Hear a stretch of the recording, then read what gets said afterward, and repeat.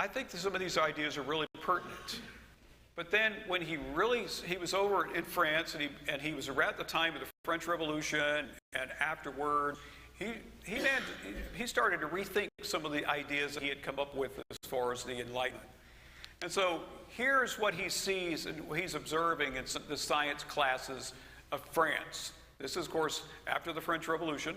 He says it's been the error of schools to teach astronomy and all the other sciences and subjects of natural philosophy as accomplishments only. Again, they're leaving God completely out.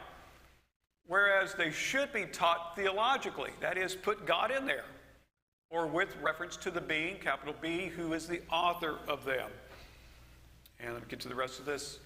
The evil that has resulted from the error of the schools in teaching natural philosophy as an accomplishment only has been that of generating in the pupils a species of atheism.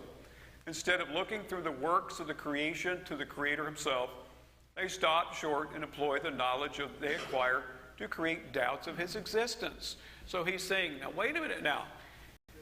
They're not giving God any credit whatsoever. They're looking at from a completely naturalistic viewpoint. That is, eliminating the supernatural. That is, God intervening and God controlling things, and that becomes their way of looking at life. And so he says what you're doing is you're turning these students into atheists. Maybe you don't realize it, but you are turning them into atheists because they're completely devoid of God. And that's what we see in public education today, don't we?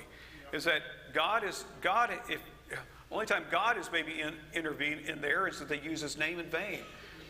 And so God is not looked at upon as a possibility